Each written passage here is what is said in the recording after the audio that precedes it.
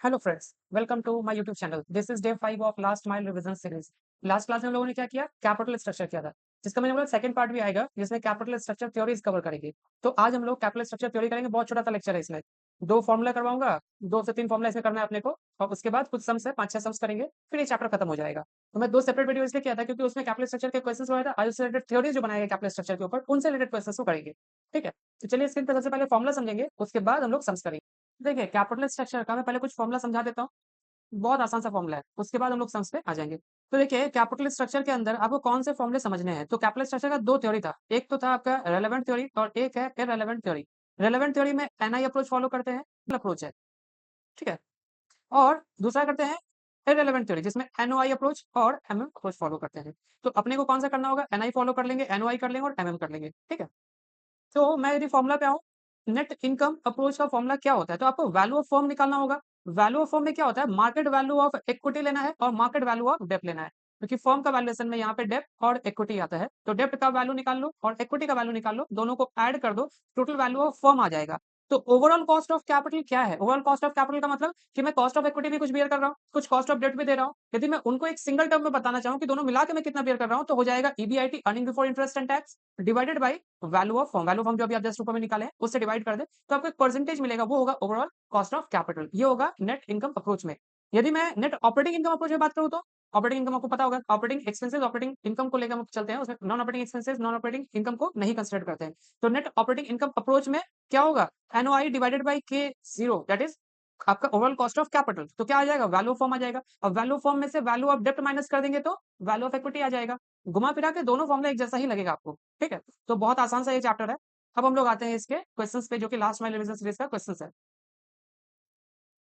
तो देखिए, capital structure theory का पहला क्वेश्चन पे आते हैं। क्वेश्चन नंबर 1 क्या बोलता है? The detail about two companies, कौन कौन से कंपनी? आपके आर लिमिटेड और एस लिमिटेड के डिटेल्स दिए हुए हैं। हैविंग सेम ऑपरेटिंग रिस्क, दोनों का ऑपरेटिंग रिस्क जो है वो सेम सेम है। लेकिन आप देखेंगे तो दोनों का क्या दिया हुआ है? Profit before interest and tax, that is PBIT, या earning before interest and tax, EBIT बोल सकते हैं, दिया हुआ है। इसके बाद इक्विटी शेयर कैपिटल, एक का दिया 17 लाख, दूसरा का दिया 50 लाख रुपीज का। लॉन्ग टर्म बोरोइंग एक में है, दूसरे में नहीं है। याद रखिएगा, जिस फॉर्म के अंदर डेप्ट होता है उसको लिवर्ड फॉर्म कहते हैं, और जिसके अंदर डेप्ट नहीं होता है वो अनलिवर्ड फॉर्म होता है। यानी आर लिमिटेड लिवर्ड फॉर्म है और आपके एस लिमिटेड अनलिवर्ड फॉर्म है। कॉस्ट ऑफ इक्विटी दोनों को ही दे दिए हैं आपको। क्या कैलकुलेट करना है? बोलता है calculate the value of equity of both the company on the basis of, आपको वैल्यू ऑफ इक्विटी फाइंड करना है। आपका इक्विटी का परसेंटेज है, बट वैल्यू टर्म में नहीं दिया हुआ है, आपको वो इक्विटी का वैल्यू फाइंड करना है on the basis of MM approach without tax. देखिए, एमएम अप्रोच जो था, मैं दो ही फॉर्मुला को समझाया, एमएफ का नहीं बताया, क्योंकि एमएम में अलग से कोई फॉर्मुला नहीं है।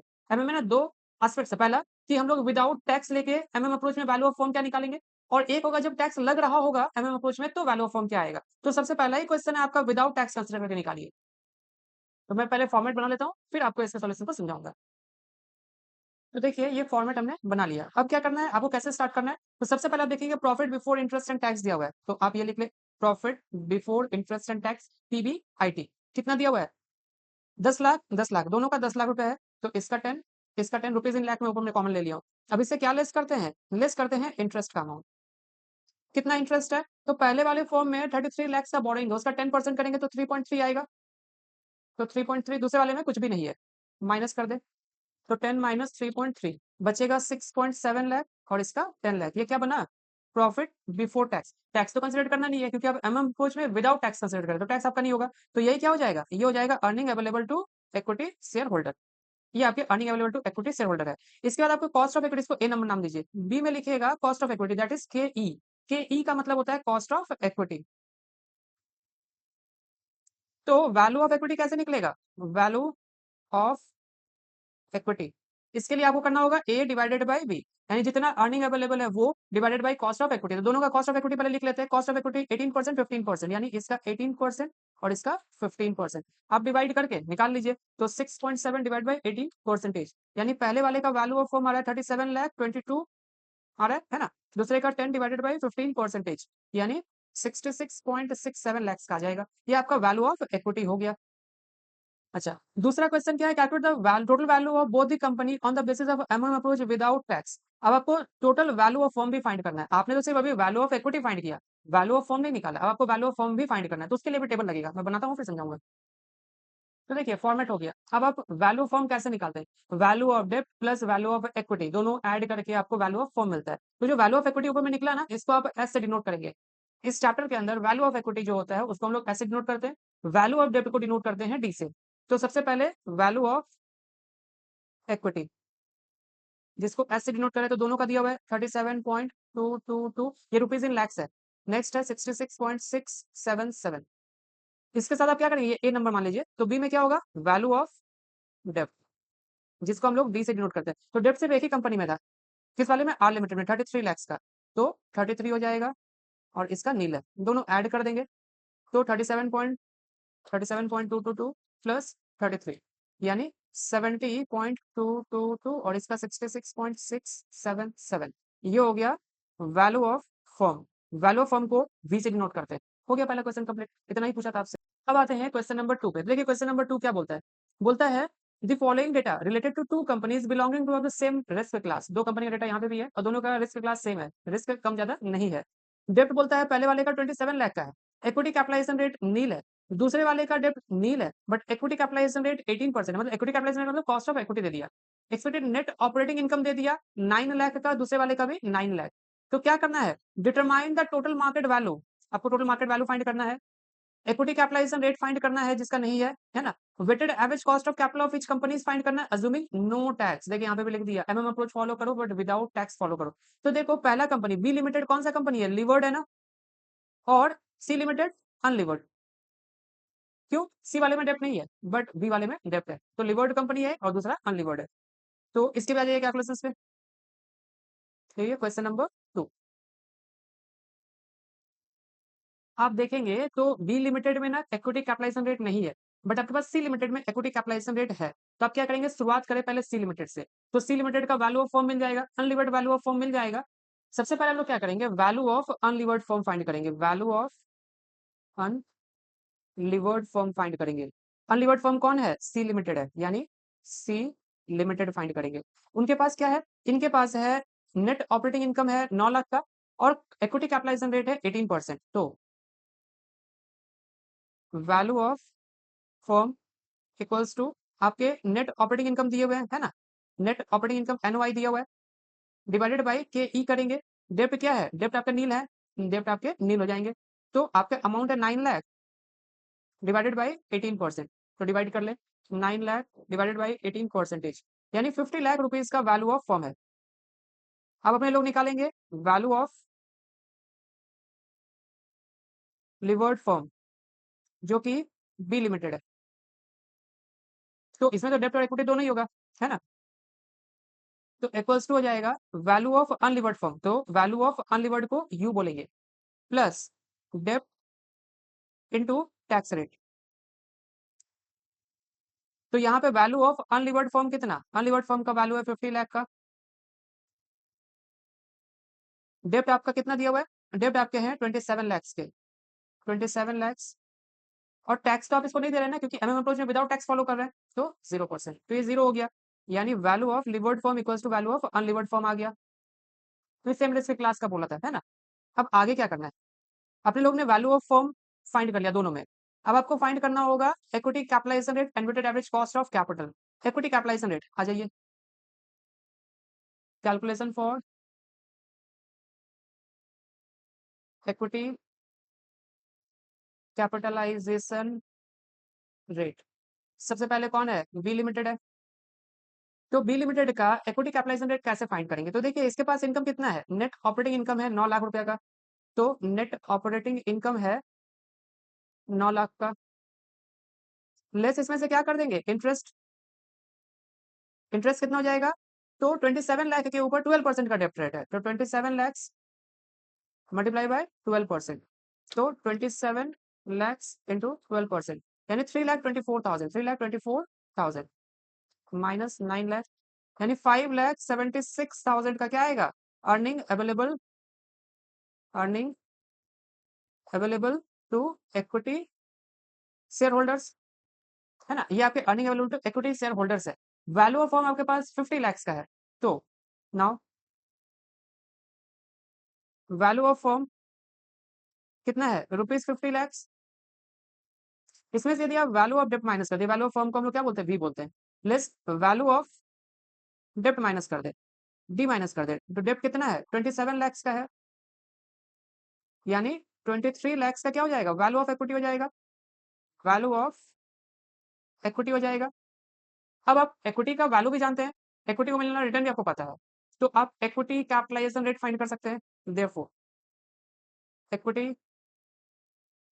Capitalisation rate equals to, equity से इनकम कितना आता है, 5,76,000 का, तो 5,76,000 डिवाइडेड बाई टोटल, इसके इक्विटी का वैल्यू कितना था, 23 लैक्स का, तो डिवाइड कर लो, डिवाइडेड बाई 23 लैक्स, यानी 0.2504, मतलब 25.04% का रिटर्न इक्विटी कैपिटलाइजेशन यहाँ पे आ रहा है। अब आपको weighted average cost of capital find करना है, तो उसके लिए एक टेबल लगेगा, मैं टेबल बनाता हूँ फिर समझाऊंगा। तो देखिए ये टेबल आपका बन गया, ये क्या है, calculation of weighted average cost of capital, WACC, weighted average cost of capital. क्या क्या कॉलम लगता है, पहले तो सोर्स लिखेंगे, आपके पास दो सोर्स है, एक डेब्ट है और एक इक्विटी है, फिर अमाउंट लिखेंगे, जिसका जितना अमाउंट आपका वैल्यू ऑफ फर्म में से वैल्यू ऑफ डेब्ट आप अलग निकाला, वैल्यू ऑफ इक्विटी अलग निकाला, तो वो यहाँ पे आपको लिखना है। फिर वेट क्या होगा, तो टोटल वैल्यू में इनका प्रोपोर्शन फाइंड कर लेंगे। इसके बाद के जीरो का मतलब हो गया कि ओवरऑल कॉस्ट ऑफ कैपिटल, तो मतलब कॉस्ट ऑफ इक्विटी क्या है, कॉस्ट ऑफ डेब्ट क्या है, और weighted average cost of capital में आपको वेट और सेपरेट कॉस्ट, जिसके जैसे इक्विटी का कॉस्ट, डेब्ट का कॉस्ट, उनको मल्टीप्लाई करके जो वैल्यू आएगा ना, वो weighted average cost of capital है। फिर दोनों को ऐड कर देंगे, total weighted average cost of capital निकल जाएगा। तो मैं समझा के बताता हूँ, सबसे पहले क्या लिखेंगे, इक्विटी लिखेंगे। इक्विटी कितने अमाउंट का था, 23 लैक्स का था। फिर डेप्ट लिखेंगे, डेप्ट कितने का था, 27 लैक्स का था। वेट कितना निकलेगा, तो इसको पहले आप टोटल करेंगे, ये वैल्यू ऑफ फर्म 50 लैक्स का है। वेट कैसे फाइंड करते हैं पता है, 23 लैक्स डिवाइडेड बाई 50 लैक्स, तो वेट निकल जाएगा, मतलब प्रोपोर्शन फाइंड करना वेट है। तो 23 डिवाइडेड बाई 50 करेंगे, तो आ जाएगा 0.46, और ये फिर हो जाएगा 27 डिवाइडेड बाई 50, तो ये हो जाएगा 0.54, 27 डिवाइडेड बाई 50, 0.54, वेट निकल गया। कॉस्ट ऑफ कैपिटल कितना, तो इक्विटी का कॉस्ट कितना है, 0.2504, और डेब्ट का कितना था, डेब्ट का तो 12% दिया हुआ है ना, तो 12% मतलब 0.12 बोलेंगे, 12% को हम लोग 0.12 बोलते हैं। अब दोनों को आपस में मल्टीप्लाई करें, तो 0.46 मल्टीप्लाई बाय 0.2504, यानी आ रहा है 0.1152। नेक्स्ट वाले का 0.54 मल्टीप्लाई बाय 0.12, यानी 0.065, ऐड कर देंगे दोनों को, 0.1152 प्लस 0.05065, यानी 0.1802, यानी weighted average cost of capital around या अप्रोक्स बोल सकते हैं, कितना आ रहा है, 18% आ रहा है। Weighted average cost of capital approx 18% आ रहा है, पहले कंपनी का निकल गया। अब बोलोगे सर पहले कंपनी का निकल गया, सी लिमिटेड का, तो सी लिमिटेड का तो इक्विटी कैपिटलाइजेशन रेट तो संस में दिया हुआ था, और ओवरऑल वैल्यू ऑफ फर्म जो है उसमें सिर्फ इक्विटी है, डेब्ट है ही नहीं, तो weighted average cost of capital भी वही होगा जो आपका कॉस्ट ऑफ इक्विटी है, क्योंकि weighted average cost of capital तब चेंज होता है जब more than one capital structures होते हैं, लाइक आपके डेब्ट इक्विटी प्रेफरेंस हो, तब आपके overall cost of capital change होगा। लेकिन जब एक सिंगल ही है, तो वहां कोई कॉस्ट ऑफ कैपिटल आपका चेंज होने वाला नहीं है। यानी weighted average cost of capital यदि आप बात करो for C limited, WACC equals to क्या होगा, KE हो जाएगा, जो कि 18% था बस। अब आते हैं इसके दूसरे क्वेश्चन पे, बोलता है डिटरमाइन द टोटल, अच्छा अभी हम लोग जो किए ना वो विदाउट टैक्स किए थे, बोलता है डिटरमाइन टोटल मार्केट वैल्यू वापस से, इक्विटी कैपिटलाइजेशन वापस से, साथ साथ weighted average cost of capital for each of the company, assuming 40% tax rate. Approach दोनों चीज फॉलो कर रहा है, एक तो विदाउट टैक्स और एक विद टैक्स, तो हम लोग एक विदाउट टैक्स ऑलरेडी कर चुके हैं। अब हम लोग करेंगे कि विद टैक्स 40% लगेगा तो क्या आएगा वैल्यू ऑफ फर्म, फिर आपके ओवरऑल कॉस्ट ऑफ कैपिटल क्या हो जाएंगे, तो हम लोग इसको करेंगे। Assuming 40% tax rate, 40% tax rate assume करके अपने को सम्स करना है, क्योंकि 40% टैक्स रेट दिया है। तो सबसे पहले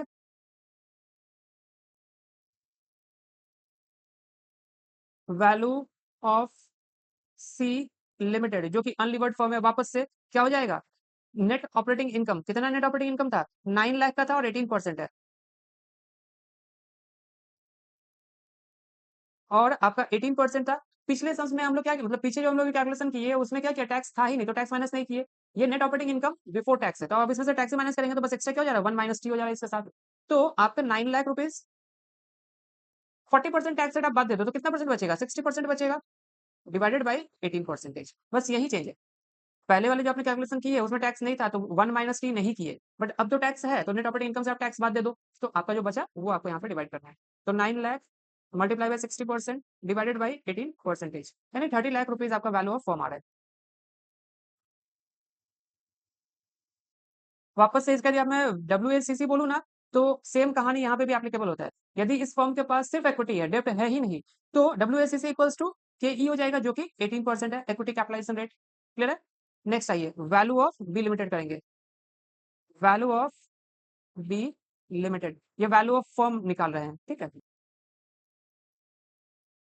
तो वैल्यू ऑफ फर्म कैसे निकलेगा? तो सबसे पहले आपका वैल्यू ऑफ जो लिवर्ड अनलिवर्ड फर्म था उसका वैल्यू, यानी वैल्यू ऑफ अनलिवर्ड, प्लस में बताया आपको डेप्ट लीजिएगा, इनटू करिएगा टैक्स रेट। तो वैल्यू ऑफ अनलिवर्ड फर्म कितना था? वैल्यू ऑफ अनलिवर्ड फर्म था 30 लाख का। आपका डेप्ट कैपिटल है 27 लाख का, और इसका 40% टैक्स रेट है। बस अब इसको सॉल्व कर लो। तो 27 lakh multiply by 40% plus 30 lakh, यानी 40 लाख 80,000 रुपीज, 40 लाख 80,000। अब आप क्या करोगे? तो बी लिमिटेड का आपको इक्विटी कैपिटलाइजेशन रेट भी फाइंड करना है, और क्या करना है? Weighted average cost of capital find करना है। जो भी पीछे के ना, मतलब अभी जस्ट थोड़ी देर पहले क्या कैलकुलेशन किया, वही सेम कैलकुलेशन आपको वापस से करना है, बट टैक्स को कंसीडर करते हुए करना है। तो आपको क्या लगेगा? टेबल बना के कर सकते हैं। Calculation for equity capitalisation rate. तो सबसे पहले आपको नेट ऑपरेटिंग इनकम दे दिया, NOI दे दिया, कितना? 9 लाख रुपए का, तो 9 लाख लिख ले। इससे आप लेस कर दे इंटरेस्ट। इंटरेस्ट कितना? तो 27 लाख का था, और उसका 12% आपका इंटरेस्ट है। तो 27 lakh multiply by 12%, 27 lakhs multiply by 12%, यानी 3,24,000 बचेगा। 5,76,000 का ये प्रॉफिट बिफोर टैक्स है। अब इससे क्या लेस करते हैं? अब इसमें टैक्स आपको लेस करना पड़ेगा। टैक्स एट द रेट 40%, पहले नहीं किए क्योंकि पहले टैक्स अज्यूम था 0, अब टैक्स 40%, यानी 230,400, 3,45,600। ये क्या हो जाएगा? Earning available to equity shareholders. इसको ए नंबर नाम दे दे। बी में क्या लिखेंगे? Value of equity, value of equity, यानी एस। एस कैसे फाइंड होता है? तो वी माइनस डी करने से आता है। आपका वैल्यू ऑफ फर्म कितना है? अभी अभी आपका वैल्यू ऑफ फर्म है 40,80,000, तो 40,80,000 माइनस 27 लाख का आपका डेप्ट, यानी 13,80,000, तो 13,80,000। तो सी में क्या निकलेगा? इक्विटी कैपिटलाइजेशन रेट कैसे निकलता है? ए डिवाइडेड बाई बी, है ना? तो 3,45,600 डिवाइडेड बाई 13,80,000, यानी 0.2504। तो आपका इक्विटी कैपिटलाइजेशन रेट निकल गया। अब आप एक टेबल बनाएंगे weighted average cost of capital निकालने के लिए, जैसे मैंने पहले समझाया वैसे ही टेबल और लगेगा वापस से। तो आते हैं, टेबल बन गया। अब weighted average cost of capital सिर्फ बी लिमिटेड का फाइंड करना है। पहले सी वाले में क्या नहीं करना है, क्योंकि सी वाले में वापस से बोल रहा हूँ डेप्ट नहीं है, तो कॉस्ट ऑफ इक्विटी ही आपका ओवरऑल कॉस्ट ऑफ कैपिटल भी है। ठीक है, weighted average cost of capital भी वही है। तो इसके सोर्स में क्या होंगे? वापस से डेप्ट भी है और इक्विटी भी है। कितने का डेप्ट था? डेप्ट तो था 27 लैक्स का। इक्विटी कितने का था? तो इक्विटी था 13,80,000 का, 13,80,000 टोटल कर लेंगे। तो 27 लाख प्लस 13,80,000, यानी 40,80,000 का टोटल वैल्यू था। प्रोपोर्शन निकाल ले। तो पहले वाले का प्रोपोर्शन आ रहा है 0.662, दूसरे में आ रहा है 0.338। ये दोनों का प्रोपोर्शन निकल गया। कॉस्ट ऑफ कैपिटल क्या होगा? अभी जस्ट आपने कॉस्ट ऑफ इक्विटी निकाला 0.2504। कॉस्ट ऑफ डेब्ट आप सीधा सीधा 12% नहीं लिख देंगे, क्योंकि वो 12% विदाउट टैक्स था। अब तो 40% टैक्स रेट के साथ चल रहे हैं, तो आपका केडी क्या हो जाएगा? केडी यानी कॉस्ट ऑफ डेब्ट कहते हैं उसको, इक्वल्स हो जाएगा आई 1 माइनस टी। तो कॉस्ट ऑफ डेब्ट जो था वो 12% था, 1 माइनस 40%, यानी 12 का 60% आपको कंसिडर करना है, यानी 7.2%, 7.2%, यानी 0.072। ये आपका कॉस्ट ऑफ डेब्ट होगा आफ्टर टैक्स, बिफोर टैक्स नहीं, आफ्टर टैक्स कंसिडर करना है। अब दोनों मल्टीप्लाई कर लें, 0.662 मल्टीप्लाई बाय 0.072, तो 0.0477,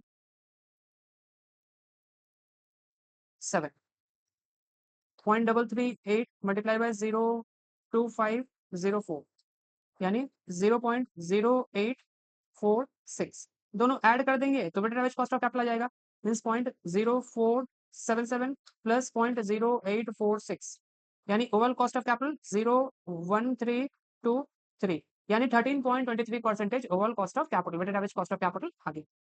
तो इस तरीके से क्वेश्चन नंबर 2 भी कवर हो गया। अब आते हैं क्वेश्चन नंबर 3 पे। बहुत अच्छा क्वेश्चन है क्वेश्चन नंबर 3।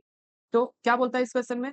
बोलता है blue limited and all equity finance company, अभी इसके पास ना पूरा का पूरा इक्विटी ही है, ऑल इक्विटी फाइनेंस कंपनी है, डेब्ट है ही नहीं, यानी अनलिवर्ड कंपनी है, is considering the repurchase of 275 lakh equity and to replace it with 15% debenture. बोलता है 275 लाख रुपीस का इक्विटी क्या करेगा, वो बायबैक कर लेगा और बदले में 15% का डिवेंचर इशू कर देगा, मतलब सेम अमाउंट का, मतलब 275 लाख का डेब्ट रेज करेगा और 275 लाख का इक्विटी रिपर्चेज हो जाएगा। बोलते हैं current market value of the equity company, अभी कंपनी का जो मार्केट वैल्यू है, मतलब वैल्यू ऑफ फर्म जो है वो 1750 लाख का है। फिर बोलता है with its cost of capital is 20%, तो इसका मतलब अभी इसके पास जो भी है वो कॉस्ट ऑफ इक्विटी ही है, क्योंकि ओवरऑल कॉस्ट ऑफ कैपिटल भी होगा तो सिर्फ इक्विटी कंपोनेंट ही तो है, यानी इक्विटी का कॉस्ट कितना है 20% का है। कंपनी का earning before interest and tax दे दिया EBIT to remain constant in the future year. The company also has a policy to distribute the entire earning as dividend. Company का जो प्रॉफिट अभी है फ्यूचर में भी यही रहेगा और जितना कंपनी प्रॉफिट कमाएगा वो डिविडेंड में डिस्ट्रीब्यूट कर रहा है। Assuming the corporate tax rate is 30%, you are required to calculate impact on the following। यदि आप स्विच कर लेते हैं तो क्या इम्पैक्ट आएगा आपसे ये पूछा गया है। तो मार्केट वैल्यू फॉर्म निकालना है, ओवरऑल कॉस्ट ऑफ कैपिटल निकालना है, कॉस्ट ऑफ इक्विटी फाइंड करना है, ठीक है। तो आपको अब ये सारे कैलकुलेशंस करने होंगे। तो आप ध्यान देंगे तो यहाँ पे तो ईबीआईटी दिया ही नहीं है, कैसे फाइंड करें। देखिए वैल्यू ऑफ फॉर्म कैसे निकालते थे, वैल्यू ऑफ फॉर्म निकालने के लिए आपके होते थे ईबीआईटी, है ना, डिवाइडेड बाई क्या करते थे, वैल्यू ऑफ इक्विटी। कोई लोग देख रहे हैं यहाँ पे कंपनी क्या कर रहा है 30% टैक्स पे कर रहा है, यानी एमएम अप्रोच फॉलो तो करना है लेकिन विद टैक्स वाला फॉलो करना है, विदाउट टैक्स का नहीं। तो आप क्या करेंगे, आप देख रहे होंगे कॉस्ट ऑफ इक्विटी दे दिया आपको, आपका फर्म का वैल्यू दे दिया, आप बैक कैलकुलेशन करके क्या निकालेंगे, earning available to equity shareholder. आप पहले वहां तक पहुंचे, तो मैं आता हूं सबसे पहले इसके वर्किंग पे।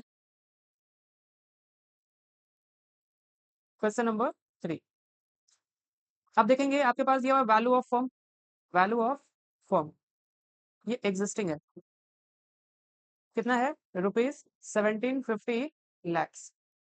अब आपके कॉस्ट ऑफ इक्विटी भी दे दिए, कॉस्ट ऑफ इक्विटी कितना 20% है, तो अर्निंग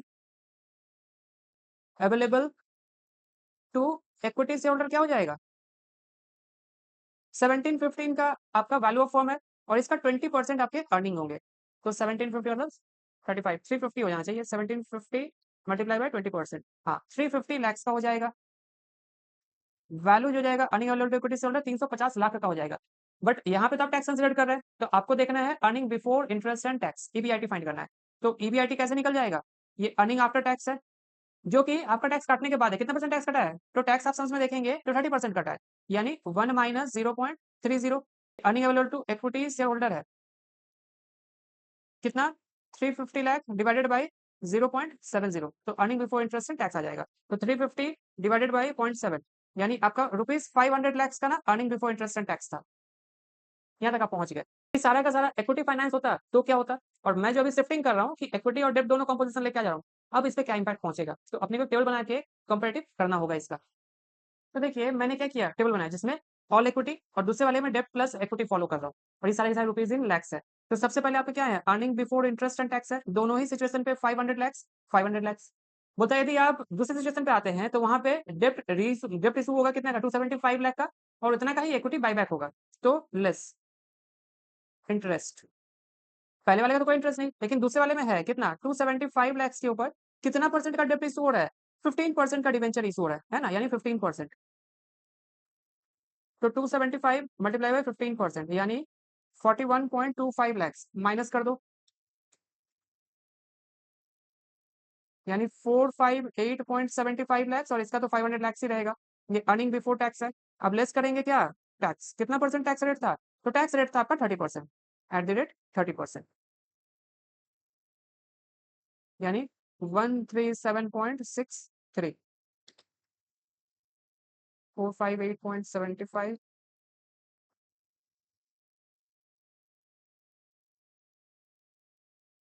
यानी आएगा 321.12, और ये 500 का 30%, यानी 150 इसका माइनस हो जाएगा, बचेगा 350। यही हो गया earning available to equity shareholders. अब देखिए आपका पहले जो फॉर्म था जिसको हम लोग अनलिवर्ड कहते हैं क्योंकि पूरा का पूरा इक्विटी फाइनेंसिंग था, उसका तो वैल्यू दिया हुआ है 1750 लाख तो दिया, तो उसको वापस से कैलकुलेट नहीं करना पड़ेगा। बट जो सेकंड सिनेरियो है जहाँ पे डेब्ट और इक्विटी आया है वहां पे आपको वैल्यू ऑफ फॉर्म तो निकालना पड़ेगा ना वापस से, तो सेकंड कैलकुलेशन पे आते हैं। Calculation for value of levered firm कैसे निकालते हैं, तो value of unlevered firm plus मैं बता डेब्ट इनटू टैक्स करेंगे, डेब्ट इनटू टैक्स का करने का मतलब क्या हो गया, डेब्ट इनटू टैक्स करेंगे। इसका मतलब क्या है? ये आपका टैक्स सेविंग है। टैक्स एडवांटेज और टैक्स सेविंग कहते हैं। तो वैल्यू ऑफ अनलिवर्ड फॉर्म कितना था? 1750 लाख का था। अब डेब्ट इश्यू करेंगे 275 लाख का, मल्टीप्लाई बाय 30% आपका टैक्स सेविंग हो जाएगा क्योंकि आप इंटरेस्ट पे करके टैक्स बचा ले रहे हैं। तो देखिए कितना वैल्यू आ रहा है, 275 मल्टीप्लाई बाय 30% प्लस 1750, यानी वैल्यू ऑफ लिवर्ड फॉर्म आएगा 1832.50 लैक्स। आपसे क्वेश्चन पूछा था कि आपको बताना है कि क्या इम्पैक्ट आएगा, तो मार्केट वैल्यू में चेंजेस आ गया ना, क्योंकि मार्केट वैल्यू पहले 1750 का था, अब तो मार्केट वैल्यू 1832.50 का हो गया, तो मार्केट वैल्यू इंक्रीज हुआ। तो इम्पैक्ट क्या हो गया? Market value increased by rupees कितना से? -1750 अर्लियर, यानी 82.50 लाख से मार्केट वैल्यू इंक्रीज हो गया 82.50 लाख से। तो अपने मार्केट वैल्यू तो फाइंड कर लिए, अब overall cost of capital find करना है और उसके बाद कॉस्ट ऑफ इक्विटी भी फाइंड करना है। तो सबसे पहले कॉस्ट ऑफ इक्विटी निकाल देता हूँ, फिर overall cost of capital find करूंगा। तो देखो, क्या आपको अर्लियर सिचुएशन मतलब अनलिवर्ड फॉर्म में जो कहानी था, क्या आपको वापस से उसके लिए overall cost of capital find करना है? नहीं, वहां तो जो कॉस्ट ऑफ इक्विटी है वही आपका ओवरऑल कॉस्ट ऑफ कैपिटल भी हो जाएगा। तो वहाँ का कुछ नहीं करना है, आपको जो करना है वो सेकंड सिनेरियो पे आप करना है। मतलब जहाँ पे आपके डेब्ट और इक्विटी मतलब आप जब लिवर्ड फॉर्म में कन्वर्ट हो गए, आपको उसका कॉस्ट ऑफ इक्विटी फाइंड करना है, आपको उसका overall cost of capital find करना है। तो आइए थर्ड नंबर पे, calculation of equity capitalisation rate of levered firm. तो सबसे पहले आपको वैल्यू ऑफ इक्विटी फाइंड करना होगा। वैल्यू ऑफ फॉर्म है, वैल्यू ऑफ फॉर्म दिया हुआ है, कितना आया था? 1832.50, 1832.50 लैक्स का था।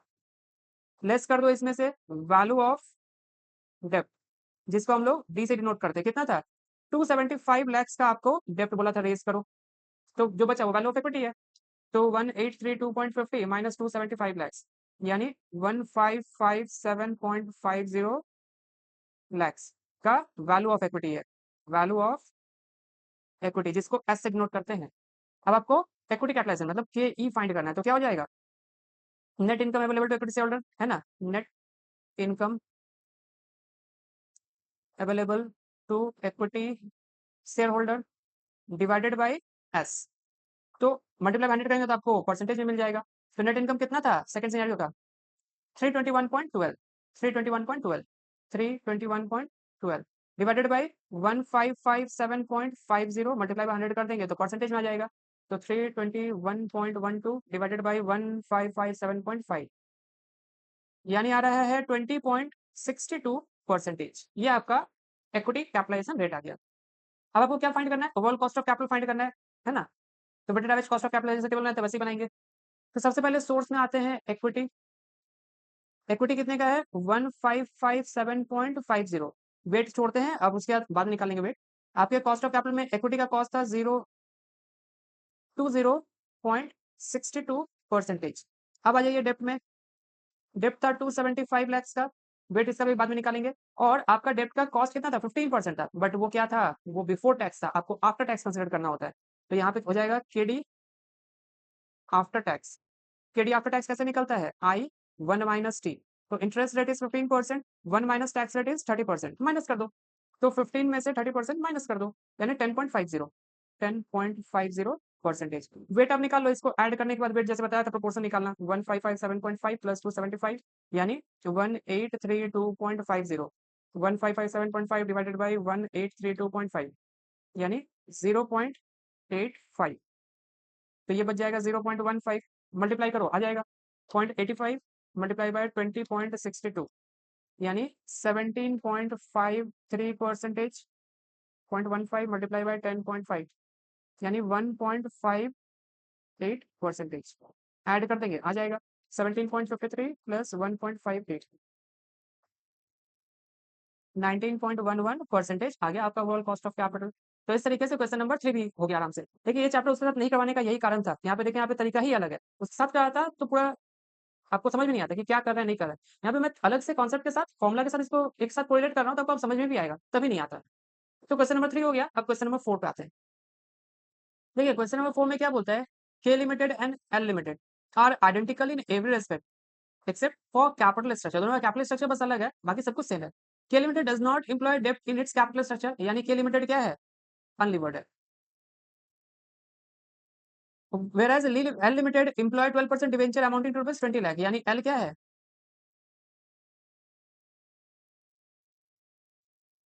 लिवर्ड है। अज्यूमिंग ऑल एमएम अप्रोच आपको फॉलो करने हैं। इनकम टैक्स रेट 30%, यानी आप एमएम का लेके तो करेंगे लेकिन आफ्टर टैक्स लेके करेंगे। ईबीआईटी दे दिया। आपके इक्विटी कैपिटलाइजेशन रेट के लिमिटेड के दे दिए, लेकिन एल लिमिटेड का तो गायब है। कैलकुलेट करना है average value of both the company, आपको सिर्फ वैल्यू ऑफ फर्म फाइंड करना है, इसके आगे कुछ नहीं, ओवरऑल कॉस्ट ऑफ कैपिटल वगैरह नहीं फाइंड करना है। तो मैं बताया था जहां पे आपके पास लिवर्ड फॉर्म और अनलिवर्ड फॉर्म हो, आप स्टार्ट करेंगे किससे, अनलिवर्ड फॉर्म से, उसका वैल्यू निकल जाएगा, तो उसके साथ आपका टैक्स सेविंग निकालने के बाद आपका वैल्यू ऑफ लिवर्ड फॉर्म भी आ जाता है। तो पहले वैल्यू ऑफ अनलिवर्ड कंपनी, यहाँ पे अनलिवर्ड कंपनी कौन है, आपके के लिमिटेड, कैसे निकल जाएगा, तो आपका जो भी इनकम दिया हुआ है, जैसे earning before interest and tax कितना दिया हुआ है, ईबीआईटी दिया हुआ है 5 लाख का, तो आप लेंगे ईबीआईटी, ये तो आपका टैक्स वाला कंसिडरेशन वाला है ना, तो 1 - टी कर देंगे इसके साथ, डिवाइडेड बाई आपके कॉस्ट ऑफ इक्विटी यानी के ई। तो ईबीआईटी दिया हुआ है आपका 5 लाख, टैक्स रेट 30%, और आपका जो कॉस्ट ऑफ इक्विटी है 25% है, तो 5 lakh divided by 1 - 0.30 divided by 25%, तो वैल्यू ऑफ फर्म आ जाएगा, वैल्यू ऑफ अनलिमिटेड कंपनी, यानी हम लोग इसको वी यू बोलेंगे, ठीक है, निकाल लो। तो 5 लाख माइनस 30% डिवाइडेड बाई 25%, यानी ₹14 लाख, 14 लाख रुपया वैल्यू ऑफ फर्म आ गया अनलिवर्ड कंपनी का। अब निकलेगा देयरफॉर वैल्यू ऑफ लिमिटेड, जिसको हम लोग लिवर्ड फर्म कहेंगे, कैसे निकलता है, value of unlevered firm plus आपका टैक्स सेविंग, टैक्स सेविंग या एडवांटेज भी बोल लो, कैसे निकलता है, तो डेब्ट इनटू टैक्स रेट, तो वैल्यू ऑफ अनलिवर्ड फर्म है 14 लाख का, प्लस टैक्स सेविंग, तो जितना का डेब्ट उसके ऊपर टैक्स सेविंग, कितने का डेब्ट था, जो लिवर्ड फॉर्म है उसमें 20 लाख का डेब्ट है, देखो यहाँ पे 20 लाख का डेब्ट दे दिया, यानी 20 लाख के ऊपर 30% का टैक्स सेविंग, 20 लाख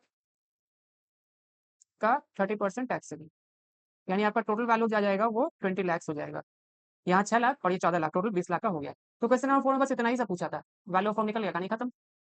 अब आते हैं क्वेश्चन नंबर 5 पे। क्वेश्चन नंबर 5 भी थोड़ा यूनिक क्वेश्चन है, मतलब इसमें सारे क्वेश्चन ही अलग अलग हैं, अलग अलग तरीके के आपके 5 6 क्वेश्चन मैंने इसमें दिए हैं। तो देखोगे तो क्वेश्चन नंबर 5 में क्या बोलता है, Jordan limited has net operating income दे दिया 5 लाख का, टोटल कैपिटल आपके कैपिटलाइजेशन ऑफ फर्म है 50 लाख के, यानी ये वैल्यू ऑफ फर्म पूरा 50 लाख का, ये आपका वैल्यू ऑफ फर्म है। फिर बोलता है the company is contemplating to introduce debt financing in capital structure and has various options for the same। तो अलग अलग सिचुएशन में कंपनी बोलता है मैं यदि डेप्ट लेके आऊं तो मेरा इक्विटी चेंज होगा, तो ये कुछ ऑप्शंस आपको दिए हैं इस टेबल के अंदर। जैसे आपका जब डेप्ट जीरो था तो पूरा का पूरा क्या हो जाएगा, 100% यानी 50 लाख का आपका इक्विटी हो जाएगा। जब आपके पास 5 लाख का डेप्ट होगा तो रिमेनिंग का इक्विटी होगा 45 लाख का इक्विटी होगा। यदि आपका 10 लाख का डेप्ट होगा तो 40 लाख के आपके इक्विटी हो जाएंगे, मतलब टोटल 50 लाख के वैल्यू फॉर्म में से डेप्ट माइनस करते जाओ, आपका इक्विटी अकॉर्डिंगली चेंज होता रहेगा। आपको क्या फाइंड करना है, अमाउंट ऑफ डेप्ट to be employed by the firm as per traditional approach, कितना का डेप्ट उसको एम्प्लॉय करना चाहिए ट्रेडिशनल अप्रोच के हिसाब से, है ना। और इसके बाद आपको सेकंड क्वेश्चन बोलता है इक्विटी कैपिटलाइजेशन रेट फाइंड करिए यदि एमएम अप्रोच आप फॉलो करेंगे तो मैं पहले ट्रेडिशनल अप्रोच फॉलो करूंगा और वहां से overall cost of capital find करके आपको दिखाता हूँ, फिर एमएम अप्रोच पे जाएंगे। एमएम अप्रोच में थोड़ा सा आपको प्रॉब्लम हो सकता है क्योंकि कुछ थोड़ा सा ट्रिक लगेगा, बट जो ट्रेडिशनल अप्रोच है वो तो बहुत आसान है, तो मैं टेबल बनाता हूँ फिर समझाता हूँ। देखिए अब कैलकुलेशन हम लोग आते हैं, ये हो जाएगा आपका first number calculation for WACC weighted average cost of capital. तो अब देखेंगे तो आप सिनेरियो के हिसाब से चलेंगे। पहला बोलता है आपका जीरो डेप्ट वैल्यू होगा, तो जीरो डेप्ट वैल्यू होगा मतलब आपके 0% डेप्ट है, तो 100% इक्विटी होंगे ना, 100% इक्विटी मतलब एक्जैक्टली 1 आपका इक्विटी है। सेकंड सिनेरियो आप चेक करेंगे तो आपका 10 लाख का आपका क्या है, डेप्ट है। मैं आपका डेप्ट और इक्विटी प्रोपोर्शन पहले लिखवाया हूँ, देखिए डेप्ट का वेट 1 इक्विटी का वेट 2, तो यदि अब आपका डेप्ट कितना हो जाए 5 लाख का हो जाए आउट ऑफ टोटल कैपिटल कितना, तो 5 लाख डिवाइडेड बाई 50 लाख का कैपिटल था ना, 5 lakh divided by total 50 lakh का कैपिटल था, तो कितना प्रोपोर्शन आया 5 डिवाइडेड बाई 50 करे, यानी 0.10 का डेप्ट है, तो इक्विटी कितना बचेगा, यदि 10% डेप्ट है तो 90% इक्विटी होगा यानी 0.90 हो जाएगा। इसके बाद देखेंगे तो 10 लाख का डेप्ट है, तो आउट ऑफ कितना का कैपिटल 50 लाख का कैपिटल, तो 10 डिवाइडेड बाई 50 यानी 10 डिवाइडेड बाई 50 करेंगे तो 0.20, यानी ये 0.80 आएगा, अकॉर्डिंग टू वैसे चेंज होता रहेगा। तो 10 के बाद 15 20 25 30 यहाँ तक पूरा ही है ना। तो आपका 5 हो गया 10 हो गया, अब होगा तो कितना हो जाएगा 10 20, तो अब हो जाएगा 30 40 50, है ना। तो 15 लाख 20 लाख 25 और 30 लाख तक पूरा है। तो अभी मैं यहाँ तक पहले करता हूँ, तो ये 0.70 0.60 0.50, ये हो जाएगा आपका 15 लाख के लिए 15 डिवाइड बाई 50 करके देखें, 15 डिवाइडेड बाई 50 करें तो 0.3 ही आएगा, है ना? इसके बाद हो जाएगा 20 डिवाइडेड बाई 50 के लिए तो 0.4, इसके बाद 25 डिवाइडेड बाई 50 के लिए तो 0.5, बट आपका कहाँ तक दिया हुआ है? आपका दिया हुआ है 30 तक के लिए, यानी 30 डिवाइडेड बाई 50, तो इसका वेट 30 डिवाइडेड बाई 50 करेंगे तो 0.60। तो आपका इक्विटी कितना हो जाएगा? यदि 60% डेप्थ है तो 40% इक्विटी हो जाएगा। बस ये आपको कैलकुलेशन सीख लेना है। यदि आप ये सीखे तब आगे आसान है। कॉस्ट ऑफ डेप्ट कहाँ से मिलेगा? तो डेप्ट कैपिटल का देखिए इंटरेस्ट रेट दिया हुआ है ना, 6%, 6% ऐसे दिया हुआ है। तो आप जो देख पा रहे हैं ये सारा इंटरेस्ट है, तो ये केडी है। ये जो आपका इक्विटी कैपिटलाइजेशन ये केई है। तो केडी केई आपके पास है, इसको इंटरेस्ट वाले को केडी बोल दो, और जो इक्विटी कैपिटलाइजेशन है उसको केई बोलते हैं। ये बात ध्यान रखना, तभी आप वहाँ पे बैठा पाओगे। तो केडी कितना है? पहले वाले में तो नील है, फिर 6.2 है, 6.2 पहला नील, फिर 6.2, ये सब परसेंटेज टर्म में है। आप चाहो तो साइड में परसेंटेज लगा लो, आसान रहेगा। इसके बाद है आपके 7 और 7.5, फिर 8, 7%, 7.5% और 8%। कॉस्ट ऑफ इक्विटी कितना दिया हुआ है? 10, 10.5, 11, 10%, 10.5%, 11%। इसके बाद 11.3%, 11.30%। इसके बाद है 12.4, 13.5, 12.4%, 13.5%। और इसके बाद है आपके 16%, 16%। यहाँ तक आपको समझ में आ चुका होगा। तो मैंने पहले डेब्ट का वेट निकाला, इक्विटी का वेट निकाला 1 से माइनस कर करके, और कॉस्ट ऑफ डेब्ट, कॉस्ट ऑफ इक्विटी आपके सम्स में दिया हुआ है, वो बस पुट कर दिया। अब एक कॉलम क्रिएट किया हूँ W1 KD, यानी वेट ऑफ डेब्ट इनटू वेट आपका डेब्ट का कॉस्ट। ये मल्टीप्लाई करेंगे तो आपका क्या हो जाएगा? कॉस्ट ऑफ कैपिटल ऑफ डेब्ट निकल जाएगा। तो निकालिए। तो डेप्थ में पहला तो 0 था, तो ये तो नील ही हो जाएगा। फिर है 0.10 मल्टीप्लाई करेंगे किससे? 6 से, तो 0.1 मल्टीप्लाई बाय 6, यानी 0.6%। इसके बाद हो जाएगा 0.2 मल्टीप्लाई बाय 6, यानी 1.2%। कॉलम को बहुत सावधानी से पकड़ के आपको करना होगा, जिसको जिसको मल्टीप्लाई मत कर देना, नाम इसलिए मैंने लिख दिया W1 मतलब फर्स्ट का वेट और डेप्थ का आपका कॉस्ट। फिर हो जाएगा 0.3 से मल्टीप्लाई करना है 6.2 से, 0.3 मल्टीप्लाई बाय 6.2, यानी 1.86%। 0.4 को मल्टीप्लाई करना है आपका 7% से, यानी 2.8%। ऐसे मैं सबका मल्टीप्लाई करके लिख दे रहा हूँ।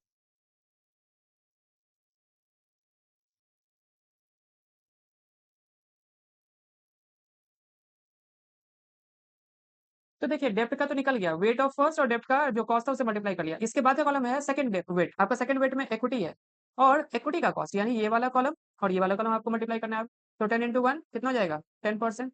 फिर 10.5 को 0.9 से मल्टीप्लाई करेंगे, 0.9 मल्टीप्लाई बाय 10.5, यानी 9.45%। जैसे अब मैं सब का निकाल लेता हूँ, ठीक है। Cost of equity cost of डेब्ट से मल्टीप्लाई का दोनों का निकल गया। अब क्या करेंगे, जो ये कॉलम है और ये कॉलम है, इन दोनों को आपस में ऐड कर ले। तो लास्ट वाला आ जाएगा 10%, इन दोनों को ऐड करके करना है। तो 9.45 प्लस 0.6, यानी 10.05%। याद रखें लास्ट कॉलम को दोनों वाला ऐड करके कर रहे हैं। तो 1.2 8.8, 10%, 7.91 प्लस 1.86, 9.77%। अब आपको ये चेक करना है, देखिए सबका weighted average cost of capital निकल गया, कौन सा लेवल सबसे बेस्ट हो। तो आप देखोगे जहां पे आपका ओवरऑल कॉस्ट ऑफ कैपिटल कम आया हो, जैसे ये 9.77, ये सबसे कम कॉस्ट ऑफ कैपिटल आया। देखिए weighted average cost of capital में सबसे कम यही है 9.77। तो यहाँ पे कॉम्पोजिशन क्या था? 30% डेब्ट था और 70% इक्विटी था। ये सबसे बेस्ट सिनेरियो है आपके लिए, जहां पे आप मिनिमम कॉस्ट बेयर कर रहे हैं। तो एडवाइस क्या देंगे? 30% डेब्ट, दैट इज 50 लाख का 30% मतलब कितना? 15 lakh. 70% equity, that is rupees 35 lakhs is optimal. ये सबसे बेस्ट है।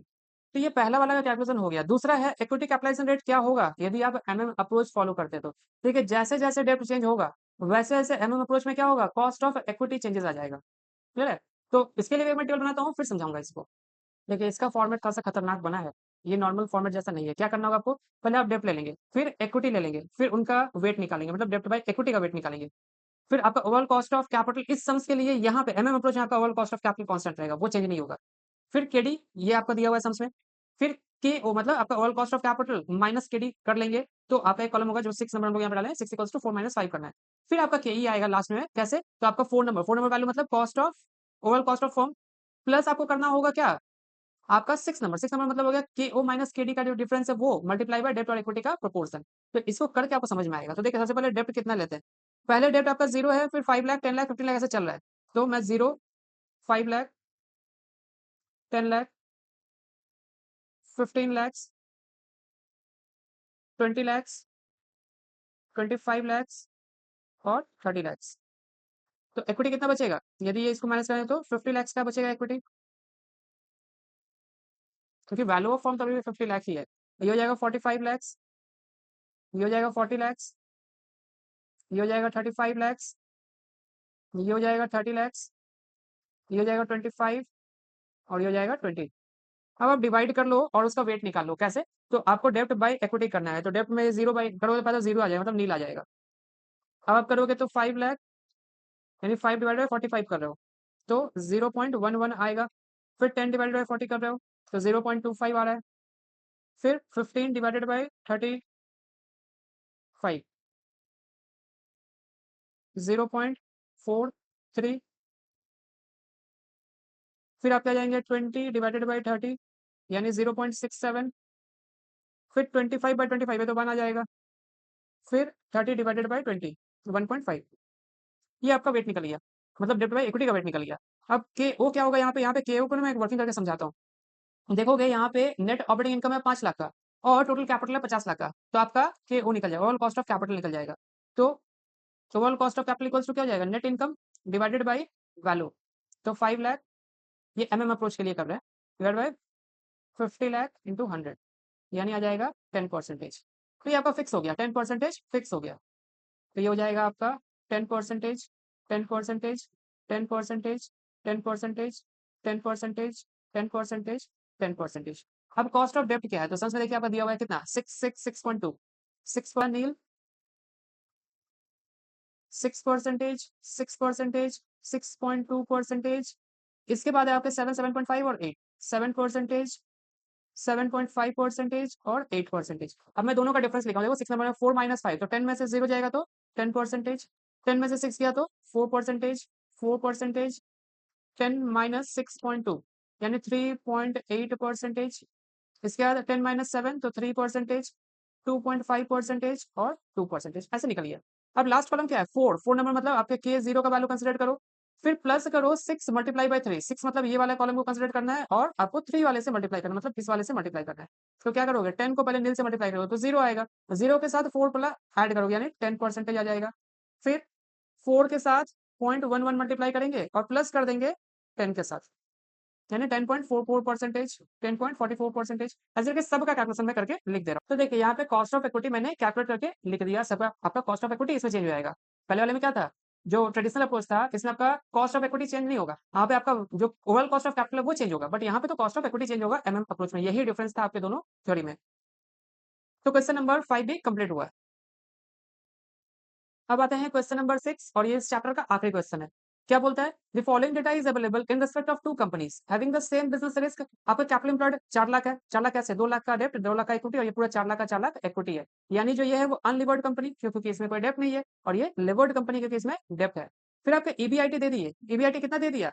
ईबीआईटी है 60,000 का और कॉस्ट ऑफ इक्विटी दे दिया 12.5% का। तो कॉस्ट ऑफ इक्विटी को के ई बोलते हैं और आपका ईबीआईटी दे दिया 60,000 का। तो क्या करना है? बोलता है an investor is holding 15% shares in levered company. एक इन्वेस्टर के पास लिवर्ड कंपनी का 15% शेयर्स है। कैलकुलेट करो क्या इंक्रीज होगा उसका अर्निंग में यदि वो स्विच कर दे किस लिवर्ड फॉर्म से अनलिवर्ड फॉर्म में चला आएगा, तो उसका इनकम में क्या चेंजेस आएगा। तो आप तो सबसे पहले क्या करोगे? लिवर्ड और अनलिवर्ड दोनों का पहले फॉर्म का वैल्यू फाइंड करो। तो मैं एक टेबल बना के इसको सॉल्व करके दिखाता हूँ। तो देखिए ये कैलकुलेशन के लिए मैंने टेबल बना लिया। तो सबसे पहले आपको क्या करना है? दो कॉलम क्रिएट करना है, एक तो आपका लिवर्ड फॉर्म हो जाएगा, अनलिवर्ड फॉर्म हो जाएगा, वैल्यू ऑफ फॉर्म फाइंड कर। शुरुआत कहाँ से करते हैं? तो मेरे पास ईबीआईटी दिया हुआ है ना? ईबीआईटी दोनों फॉर्म में कितना लिखेंगे? 60,000 का, 60,000 और इसका भी 60,000। इससे लेस क्या होता है? लेस होता है इंटरेस्ट। कितना इंटरेस्ट? तो सिर्फ लिवर्ड फॉर्म का इंटरेस्ट जाएगा, यानी आपके 2 लाख के डेप्ट है उसका 10%, मतलब 20,000 का आपका इंटरेस्ट चला जाएगा और इसमें कुछ नहीं होगा, यानी ये बचेगा 40,000 और ये हो जाएगा 60,000। टैक्स रेट है क्या? अब देखो जो टैक्स रेट नहीं है, मतलब नो टैक्स है। तो ये आपका हो गया earning available to equity shareholder, इसको ए नंबर नाम दीजिए। बी में आपका हो जाएंगे क्या? आपके इक्विटी कैपिटलाइजेशन रेट दिए हुए हैं क्या? तो देखिए इक्विटी कैपिटलाइजेशन रेट जो है वो 12.5% है। तो के ई, तो के ई है 12.5%, 12.5%। आप वैल्यू ऑफ इक्विटी फाइंड कर सकते हैं, सी वैल्यू ऑफ इक्विटी, जिसको एस से डिनोट करते हैं। कैसे निकलेगा? तो अर्निंग जो अवेलेबल है वो divided by cost of equity into 100 कर दे, A divided by B, A divided by B, यानी 40,000 डिवाइडेड बाय 12.5, रिलेटिव परसेंटेज किया तो 3,20,000, और इसका 60,000 डिवाइडेड बाय 12.5% यानी 4,80,000। इसके साथ आप क्या कर दो, वैल्यू ऑफ डेब्ट ऐड कर दो, वैल्यू ऑफ डेब्ट यानी डी ऐड कर दो। इसमें 2 लाख का डेब्ट लिया था और इसमें डेब्ट कुछ भी नहीं है, यानी ये 5,20,000 आ रहा है और ये 4,80,000 आ रहा है। ये वैल्यू ऑफ फर्म हो गया, वैल्यू ऑफ फर्म। कैसे, तो सी प्लस डी यानी डेब्ट प्लस इक्विटी करके। बोलता है कि इन्वेस्टर के पास 15% शेयर है लिवर्ड फर्म का, यानी लिवर्ड फर्म का वैल्यू देखोगे अनलिवर्ड फर्म से ज्यादा है, लिवर्ड फर्म का वैल्यू अनलिवर्ड फर्म से ज्यादा है, यानी आप आर्बिट्राज कर सकते हैं, है ना। तो आर्बिट्राज करेंगे तो क्या दिख रहा है कि 15% मेरे पास शेयर है, तो मैं 15% होल्डिंग को क्या करूंगा, डाइल्यूट कर दूंगा, किससे, लिवर्ड फर्म से, और इन्वेस्ट कर दूंगा किसमें, अनलिवर्ड फर्म में। लेकिन यहाँ पे एक स्ट्रैटेजी लगाऊंगा, यहाँ पे मैं क्या करूंगा, जितना मैं शेयर डाइल्यूट करूंगा, लाइक 15% मैं शेयर डाइल्यूट करूंगा, 15% का मैं फंड बोरो भी कर लूंगा, और ये दोनों पैसा मिला के मैं अनलिवर्ड फर्म में इन्वेस्ट कर दूंगा। तो मैं आर्बिट्राज समझाता हूँ कैसे करना है, आ जाओ। आर्बिट्राज ऑप्शन, तो क्या करेंगे, cell 15% shares of levered firm. तो लिवर्ड फर्म का वैल्यू कितना है, शेयर्स का वैल्यू